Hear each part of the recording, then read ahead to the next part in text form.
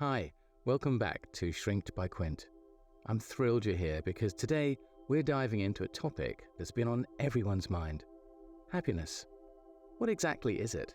And why does it sometimes feel so difficult to grasp, even when we seem to have everything we need? Let's be honest, whether you're scrolling through social media, watching TV, or just chatting with friends, happiness is something we're all chasing. But with so much conflicting advice out there, it can be tough to figure out what truly makes us happy. That's why, in today's episode, we're going to dig deep into the concept of happiness, what it is, why it's so elusive in our modern world, and what you can do to bring more of it into your life. So, if you've ever found yourself wondering, am I really happy? Or could I be happier?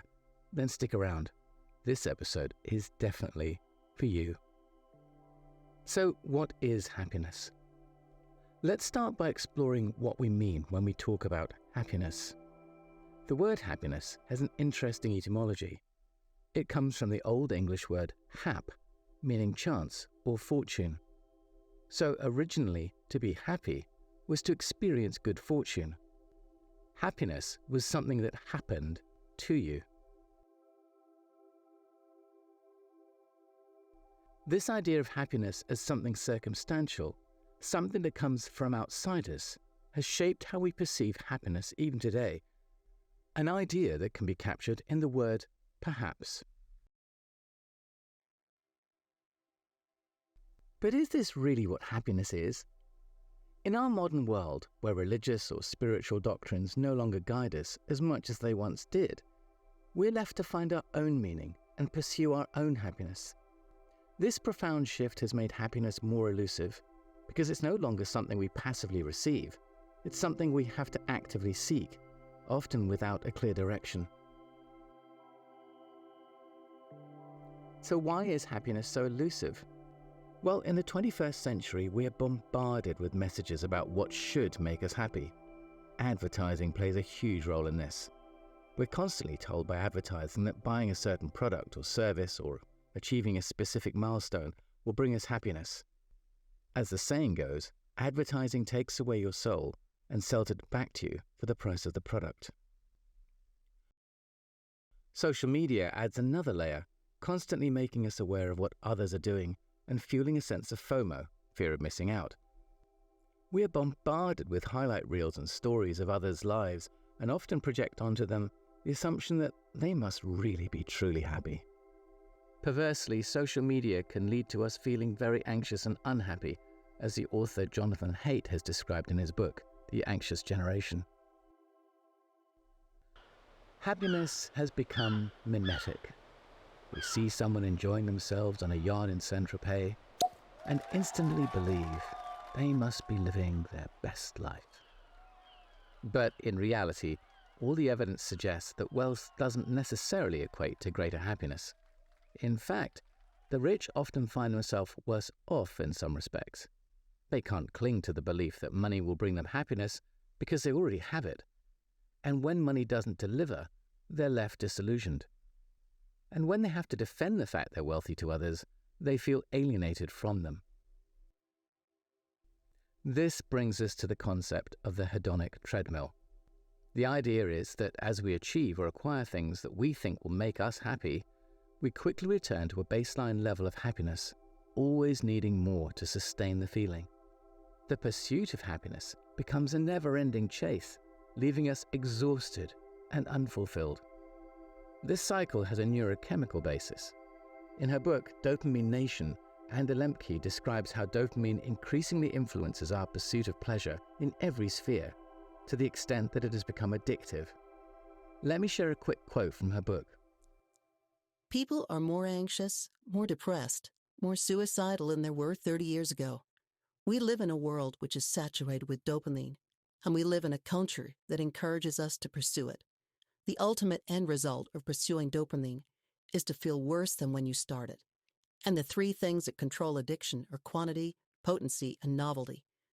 What our capitalist, technologically innovative world has created is infinite quantity, incredible potency, and endless novelty, Addiction can occur in almost any aspect of life, making it almost impossible to avoid. Powerful stuff. So where does this leave us? In a world where happiness is often marketed as something we can buy, achieve, or display, it's no wonder it feels so elusive. The more we chase these external sources of happiness, the more we find ourselves on that hedonic treadmill, always running, but never arriving. Perhaps it's time to reconsider where we're looking for happiness and start seeking it in places that offer more lasting fulfillment. So, if happiness isn't found in material possessions or fleeting pleasures, where can we find it? The answer may lie in aligning ourselves with something larger than ourselves. Philosophers like Aristotle didn't view happiness as just a fleeting emotion. Instead, they spoke of eudaimonia, often translated as flourishing or blessedness. This concept of happiness isn't about momentary pleasure, but about living a life of purpose and meaning. Aristotle believed that true happiness, or eudaimonia, is achieved in living in accordance with our purpose, or telos. This involves engaging activities that fulfill our potential, practicing virtues, and working towards goals that align with our deeper values. There's happiness not just in reaching our goals, but also in the pursuit itself, in the process of striving towards something meaningful. But how do we know if we're truly happy? Well, we might start by asking ourselves some important questions. Am I happy? Could I be even happier? Am I happier than others? These questions can help us gain a deeper understanding of what happiness means to us personally. But we also need to consider whether happiness is something that can last, or if it's found only in fleeting champagne moments, as John Lennon once suggested. So Aristotle's idea of happiness goes beyond chasing these fleeting pleasures. It's about aligning ourselves with our values and finding meaning in our actions, regardless of whether we feel a constant state of joy. Building on Aristotle's ideas, Viktor Frankl, a Holocaust survivor and renowned psychiatrist, emphasized the crucial role of meaning and purpose in our lives. Frankl believed that even in the most challenging circumstances, if we have a strong enough why, we can endure almost anything. He famously said, "He who has a why to live can bear almost any how." This idea suggests that true happiness isn't about the relentless pursuit of pleasure, but about finding a deeper sense of purpose that gives our lives meaning. So as we reflect on our own happiness, it's essential to consider whether we're living in alignment with our values, and if we've identified a purpose that drives us.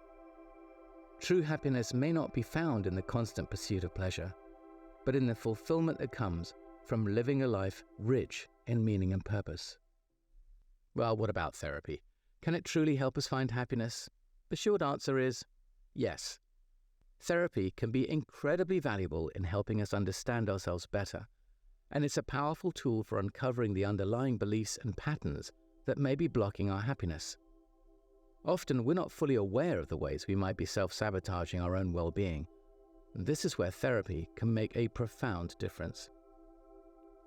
For example, therapy is effective at helping individuals identify and understand the snags, traps, and dilemmas in their lives, those repetitive patterns of thinking and behavior that keep us stuck. For example, a snag might be a recurring inner narrative like, "I'm not good enough," or a trap where you avoid personal challenges to prevent failure, all of which can create a cycle of low self-worth. These patterns can be deeply ingrained, often formed in response to early life experiences, and they can significantly impact our ability to find happiness. Feelings of low self-worth are particularly insidious because they can lead to self-sabotaging behaviors. You might find yourself avoiding opportunities, pushing people away, or setting yourself up for failure without even realizing it. All because deep down, you don't believe you deserve happiness or success. Therapy provides a safe space to explore these feelings, to understand where they come from, and develop strategies for breaking free of these destructive cycles. By bringing these patterns into the light, therapy can guide us in aligning our lives with our true purpose. It helps us navigate the complexities of modern life by providing us the tools to build healthier relationships, make more fulfilling life choices, and ultimately find a deeper, more lasting sense of happiness. But it's important to remember that therapy isn't about quick fixes. It's about understanding the root causes of our unhappiness and working through them, often slowly and steadily. It's about learning to recognize the traps we set for ourselves and finding new, healthier ways of thinking and behaving. When we can do that, we open up the possibility of living a life that's not just about fleeting moments of joy, but one that's rich in meaning, purpose, and genuine contentment. So, if you've ever felt like something is holding you back from true happiness, therapy might be a path worth exploring. It's an investment in your well-being that can pay dividends in every area of your life, helping you to live in a way that's aligned with who you really are and what you truly value. So what's the conclusion? As we've explored today, happiness isn't just a fleeting emotion or something that happens to us by chance. It's something we cultivate through living a life of meaning and purpose. The more we understand this, the more we can align ourselves with a deeper sense of fulfillment. If you found this episode helpful, please subscribe, share it with others, and leave a review. Your feedback helps me to continue to provide content that's not just informative, but also empowering. So until next time, keep learning, keep growing, and remember, your health is your wealth.